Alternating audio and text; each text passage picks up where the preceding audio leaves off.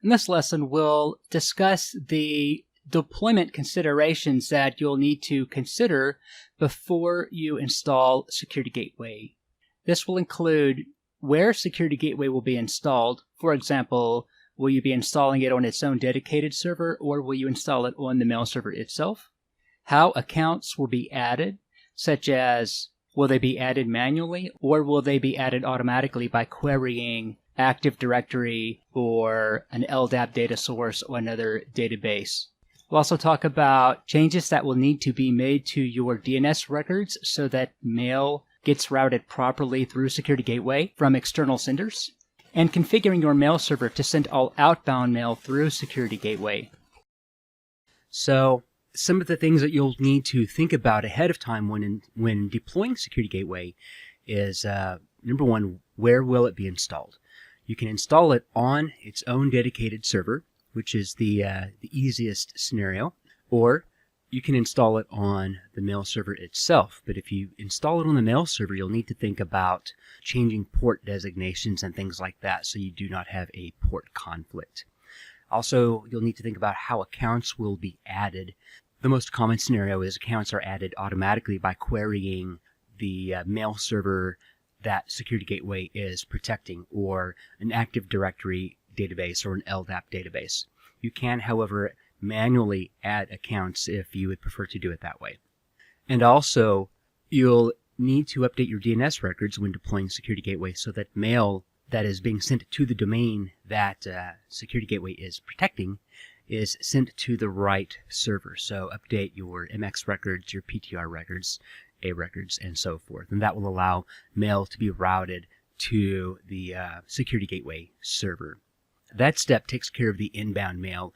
Now for outbound mail, you would also need to configure your mail server to send all outbound mail through Security Gateway. So you would basically have the mail server use Security Gateway as a smart host. So ideally, mail comes in to, let's say for example for an on-premise deployment, mail comes into your network through your router, and your router, on port 25, your router sends it on to Security Gateway, and then Security Gateway filters the messages and then sends them on to the mail server that is being protected. So in an ideal situation, Security Gateway is installed on its own server, on its own piece of hardware, separate from the mail server. And when you have a setup like this, everything can take place on port 25. So mail comes into your network on port 25 through your router, sent to Security Gateway on port 25. Security Gateway, being on its own dedicated server, will scan the messages, clean them, and then filter out any junk, and then send the remaining messages onto the mail server, all on port 25. But it is possible to install Security Gateway on the mail server itself. But when you do it this way, you'll have to think ahead about what port you want to run Security Gateway on. So in an ideal situation, mail arrives into your network on port 25 and reaches Security Gateway on port 25.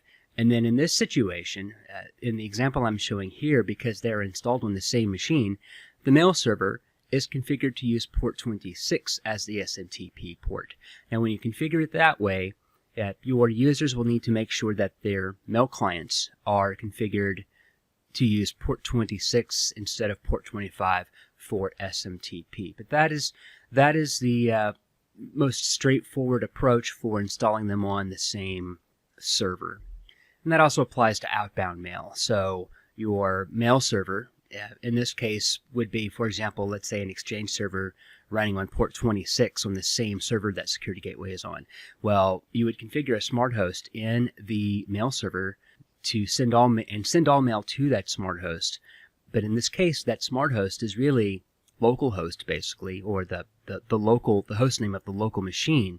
But instead, you'll specify port 25. So the mail server is, in essence, sending mail to the same machine, but it's sending it to port 25 instead, and then it gets sent out through Security Gateway on port 25. Another way to configure it that is less common is if you configure the settings on your router to translate the port. So everything arrives on port 25 on your router, and instead of listening in on port 25, you have Security Gateway configured to listen in on port 26 for SMTP traffic.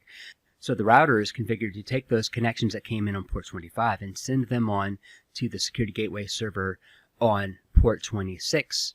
Security gateway then scans the messages and then sends them basically to localhost again to the same server, but this time on port 25. That scenario allows your users to not have to change their mail clients to listen in on port 26, but it's not as straightforward as setting it up the other way where security gateway is listening in on port 25. And likewise, you'll want to configure it for outbound as well. So again, your mail server would be sending basically to localhost in this scenario, except localhost, of course, that being security gateway, because it will be installed on the same server as the mail server. But the mail server is sending to localhost or to basically to its own to the same machine as a smart host, but on port 26. Security gateway then sends the mail out using port 26, and your router would be configured to convert that traffic to port 25 and then send it out that way. So different ways to configure it, but the most straightforward way is to have security gateway listening in on port 25 and then have your mail server on port 26 and then have the clients configured to send mail on port 26 accordingly.